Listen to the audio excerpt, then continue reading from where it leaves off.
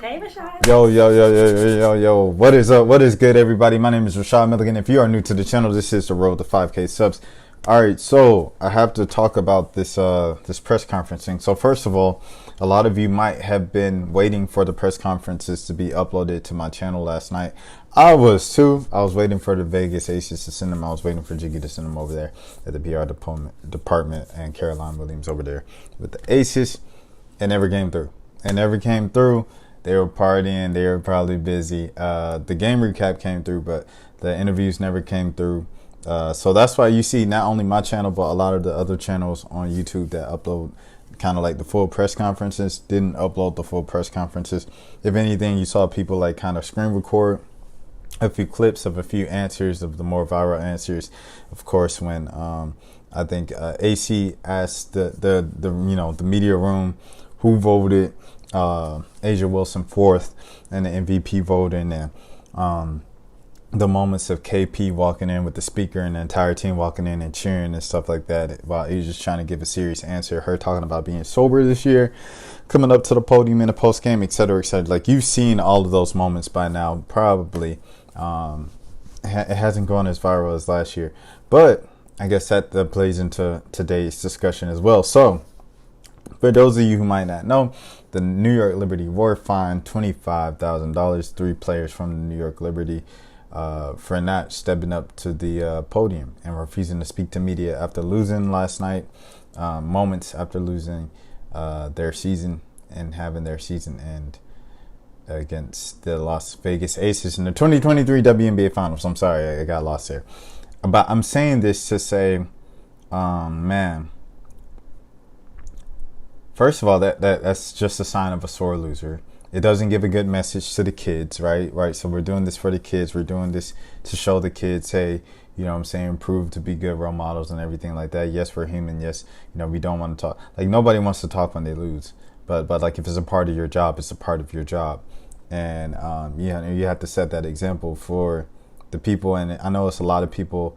It's very a popular thing to say, you don't owe anybody anything in this life, or you don't need it. But when you sign a contract for 6 figures or something near 6 figures to play for 3 months, for 4 months, for 5 months at the most, if you make it as far as they did, yes, that you do owe somebody something because you signed in your contract to talk to these people. Now, there's a lot of people who don't understand media and the consumption of media and just media in general. So as a member of the media and as just a media personality right here on my YouTube channel, on a kind of scale that I'm at here, low key scale here, away from work, away from my full-time job, I can give this perspective of what media kind of is and means. A lot of people might not understand. So here we go. So media is kind of like medium. It's like medium. I don't know if this is the exact definition. I might have learned this my freshman year of college. I was like a long time ago. But I always see media and a medium, like those two words. And I think we're the medium between the product, the thing, the company, whatever the heck, and then the consumer, the customer. So we are the person that tells you what's going on with this person. Without the media, there is no LeBron James. Without the media, there's no Michael Jordan. Without the media, there's no Kobe Bryant. And when I say there's no these people, of course they would still exist and things of that nature, but the stature of their fame and everything like that would be nowhere near it. You need media, and with the commercials, you need media with this, you need media with that. Like, there's a Grambling State fan, when I was covering the SWAC a few years ago in Mississippi, they used to reach out to me on Twitter and would ask me to ask the SWAC officials and stuff if we can see the paperwork of what exactly were the details with their contracts with ESPN. And they were so pressing for me to get these details of the media contract the conference had with ESPN, because media contracts are where the majority of the money comes from with a lot of stuff in sports, especially on a collegiate level. And, in the NBA too, and all the professional leagues and things of that nature. Like, media controls a lot. And for my young, aspiring journalists, reporters, media personalities, whatever the heck, influencers out there right now, there's going to be a lot of times where people are going to try to downplay you or downsize you and stuff like that. And if you aren't sure of yourself, if you have insecurities, if you have imposter syndrome, like I'm not even supposed to be here, you will fall into that trap and believe them of like, this person doesn't need me, right? Because at the end of the day, in a lot of these situations, it's a famous person versus someone who isn't famous. And this is me coming from someone who had, you know what I'm saying, just to keep it a bean. And I feel like I'll probably be talking about this more in the future and stuff like that, in future appearances. I don't really discuss this publicly and stuff like that, but for you guys and for the sake of myself, I guess, getting more comfortable speaking about it publicly. You know, I had my thing with Coach Prime, with Deion Sanders and stuff like that, and there was always this try to attempt to intimidate me because he's famous and I'm not. I knew the power dynamic was much different than what they wanted to make it out at the school and what he wanted to make it as him and his brand and his product of being famous for 30 plus years versus me not even being 30 and, you know, not even having like 2,000 followers. You know what I'm saying? I knew what the real leverage there was. I was the only reporter with a direct connect to a national outlet. I'm sorry where I was going with this. That was there in Jackson, Mississippi on a daily basis, on a day-to-day basis. So I knew the reach I had was much larger than just me, who was getting paid, you know, pennies and ramen noodle diet type, 1-bedroom apartment type salary over there in Jackson, Mississippi, versus prime time, Coach Prime, this, that. You know what I'm saying? And I bring that up because a lot of times these athletes or these coaches, whoever, especially if they have, you know, some type of following and things like that, they'll get their nose turned up and it's like, I don't need you. I don't need the media. And especially something we've seen in recent years where players go to make these podcasts and things like that. And they're like, I don't even need the media. I'll be my own media. I'll put out on my own podcast, everything like that. And a lot of the fans, especially younger people who don't necessarily understand what the media is and what the media does. And when they think of media, they just think of old salty haters, the columnists that just hate everything that is good in life. And if they wrote about flowers, a bed of flowers, they'd be like, oh, the bed of flowers just attracted so many bees and it was terrible and horrific and I hate the sun that beams on my head. And it's like they hate everything, right? That's not necessarily just the truth. A lot of times, and most of the time, and what it should be, the media is just telling the truth. You have one side, one person's side of the story, the other person's side of the story. In sports, it'll be the two teams or the two opponents going against each other. And then you'll have the truth, which is supposed to be the media, once again, in the middle, the median of kind of these two things. So it's a lot of things breaking down here. I say all this to say that the media is necessary. If you want to grow the league, if you want to grow the game, you need media. This was something I also dealt with the Atlanta Dream this season. And it's no slight to the Atlanta Dream organization or franchise. It was more so kind of with, I felt like, you know, some of the personnel and the people that were being interviewed, you know, like I felt like Coach a lot of times, or no, I wouldn't even say a lot of times. I won't even be unfair like that. I'll say it like this. Coach Wright, Coach Tanisha Wright, I'll give you one thing. What was it? Regular season, Atlanta clinches a playoff spot. First time in 5 years, Atlanta clinches a playoff spot. And the Dream have gone through a lot at this time. This is a big deal in Atlanta. This is a big deal if you follow the WNBA, because if you were on my channel a few years ago, you saw the disaster that the Atlanta Dream were. Like, it was terrible. Like, the star player, one of the star players was fighting and outside of a food truck and they had a couple other teammates participate in this fight with the reality TV stars and like just random people outside of a club line. And they leaked the footage themselves. And thought it was a funny thing and made a whole YouTube little mukbang thing about it, and then deleted, private it as soon as it went viral, and it just backfired against the league and the team and stuff like that. The other star player, is coming off of like a Rookie of the Year, worthy season type of caliber campaign, is out for the second half of the season and just benched randomly in the second half of the game on the road on a West Coast trip. And we never got the full answer of what happened. She eventually told the committee like a month or two ago. And it was like she got into it with Courtney Williams back. Like it was a lot of just like a lot of drama with the Atlanta Dream. And then, the season before in the bubble, the whole team like beefed against their owner publicly and wore shirts about their their owner's like opponent in the political realm and things like that, where Raphael Warnock wins and Georgia flips blue for the first time and so on, so history. And people think that's going to solve everything. And couple years later, people realize it doesn't solve everything. And why does life still feel like that?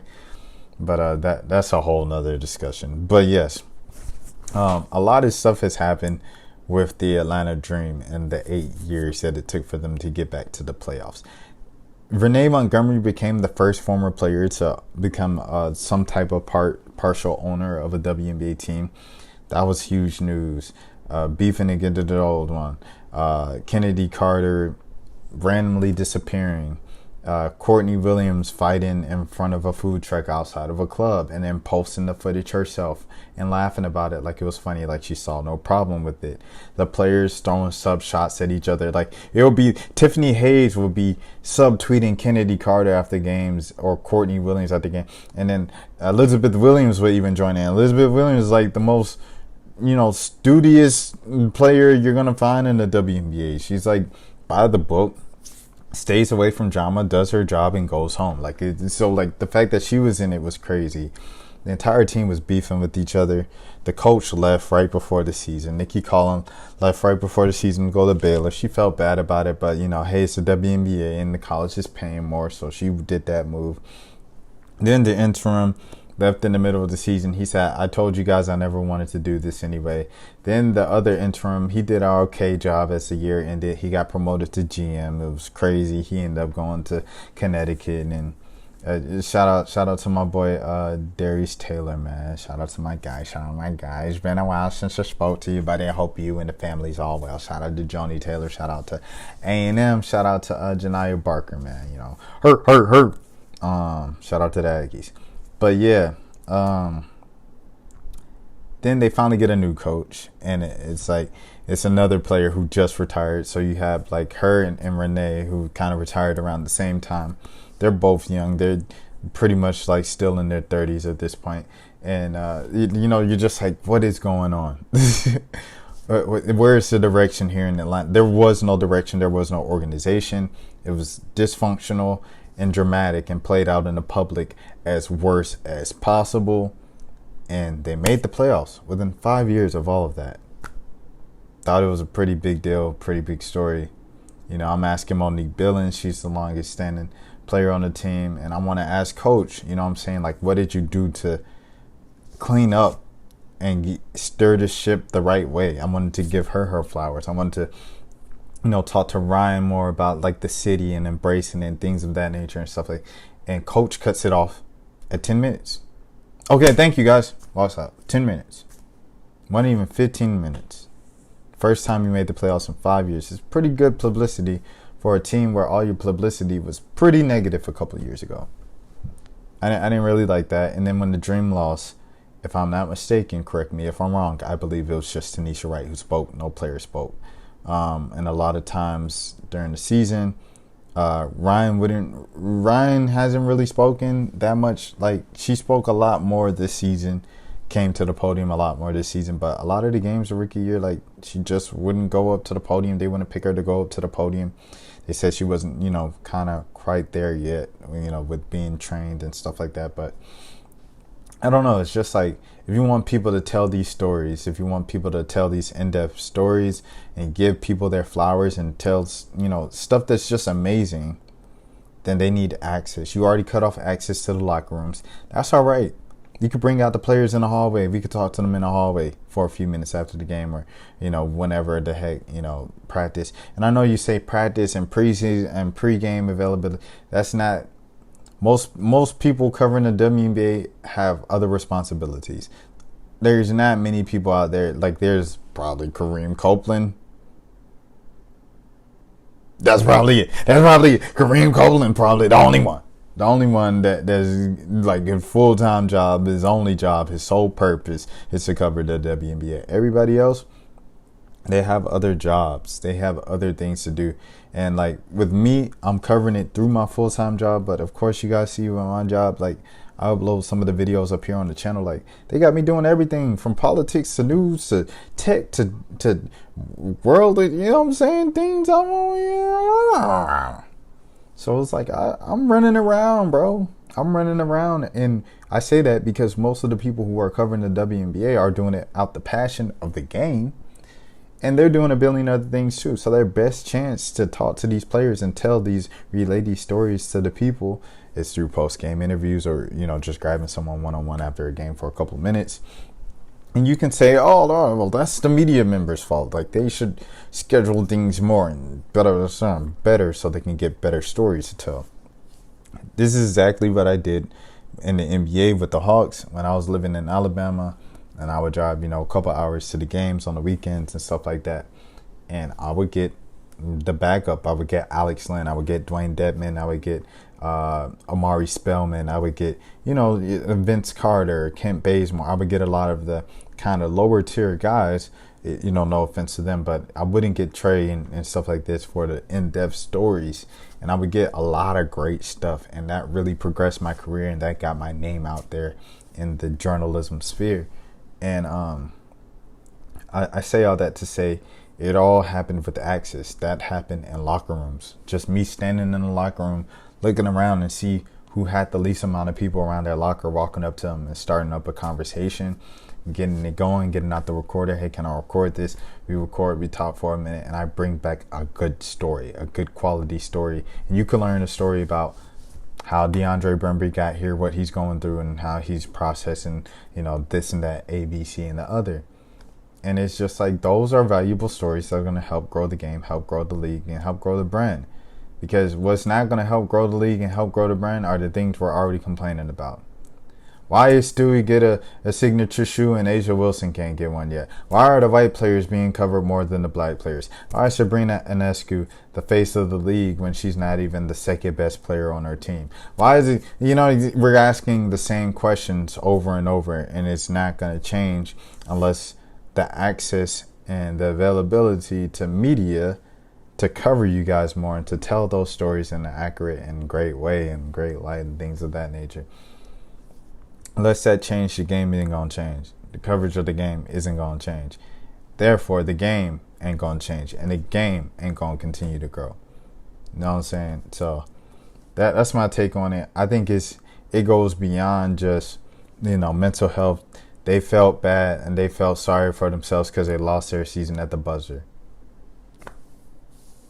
It's life, man. It happens. You push through. You sit up there. You take it like a professional because you are professionals. You get paid nearly, and especially the players they listed, Benija Laney, I believe it might have been Sabrina Ionescu, and to be honest, I don't know who it was, but whoever it was who got, you know what, instead of me being ignorant about this, let me look it up. We got the internet right in front of us. Let me see. Liberty Fine. Here we go. New York Liberty Fine. The players were Sabrina Ionescu, Jonquel Jones, and Benija Laney. They were each fined $2,000 for declining to make themselves available.